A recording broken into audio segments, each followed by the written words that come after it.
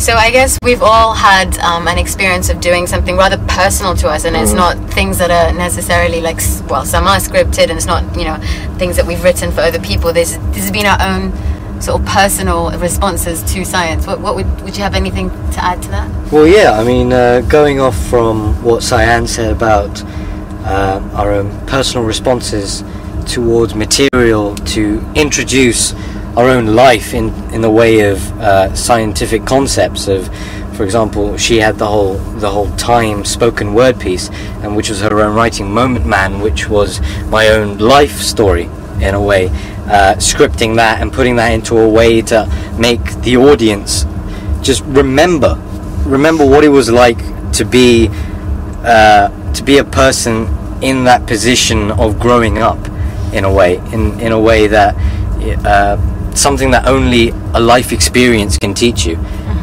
So has the development of your work been interesting for you for this show and this project in particular? Yeah, extremely. I mean, learning about all these concepts completely focuses on the key points within for me particularly within this story. For tomorrow's show, you've developed another little piece on the possibilities of the future that we may have lying in front of us as a possible sort of post-apocalyptic world. We have a theme of being post-human or transhuman, and please do come to our show to find out more about what this means and what it could hold in the future and in store for you. So just to remind you, we're called Jugular, Joining the Head and the Heart. We will be on at 2:30 p.m. tomorrow at the Secret Forum, and we have a Facebook page called facebook.com/Jugular Joining Head and Heart. So if you come tomorrow, you'll also be able to participate in an amazing space quiz. And you'll be encouraged to tweet in your answers. So, you know, you'll be online kings and queens forever, for everyone to see, all and sundry. And you'll get the chance to win a ticket to Wilderness! Which will be amazing! Because we're there. And we're there too, and you'll get to see us again. And there's no mud. Better. And there's no mud! And I'm going to, for those who have just joined us, I'm going to reintroduce Sarah Rundle, who's our side-splittingly funny storyteller. Well, I'm only side-splittingly funny sometimes when I'm actually telling a funny story. I've been actually mostly telling serious stories this weekend. So. And will you tell us one that you will be performing tomorrow? Yeah, it's a hilarious story. It involves death. I can't think of it. Okay, in England, there are only two kinds of boys in stories. There are good boys and there are naughty boys. Bad boys. Yes. Good boys are always called Tom, and sometimes they are a little bit stupid. And bad boys are always called Jack.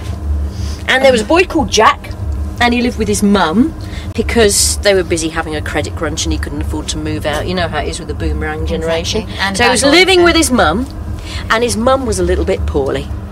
So he got fed up with being in the house with his mum. He went out onto the beach to get away from the whole sickbed thing, and he saw coming down the beach a man in a long black cloak with a big black hood over his face, carrying a long pole with a long curved sharp blade. And Jack thought, ooh, that's a bit ominous.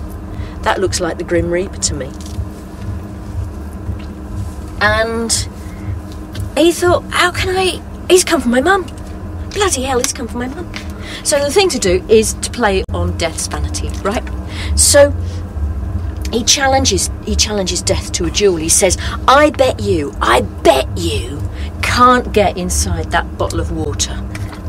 And he held up this bottle of life, best before end whatever, water that he'd just drained.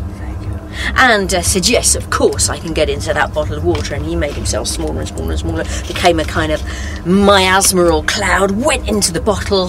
And Jack said, that's amazing. Out came Death again, just as big, just as grim as ever. And Jack said, well, bet you couldn't get into this nut. Death loves a challenge. He made himself tiny, got inside the nut. and Jack covered it in sealing wax. And the nut was vibrating, but Death couldn't get out. He covered it in sealing wax. He covered it round in gaffer tape. Nothing's going to get out of gaffer tape, is it? And then he lobbed it into the ocean. Plop. And he went back home, and his mum was sat up. I feel so much better, Jack, she said. Hooray! I feel like a cooked breakfast. So Jack went down. Of course, they were out of sausages, they were out of bacon, they were out of eggs. So he went to the butcher's. It was one of those old-fashioned butchers. We're not talking Tesco here. We're talking proper bacon with one of those rasher cutter machines that you don't want to get your fingers in. So the butcher puts the large slab of bacon on the rasher cutter, and it won't bloody cut. Oh. He can't cut a rasher of bacon off that lump of meat.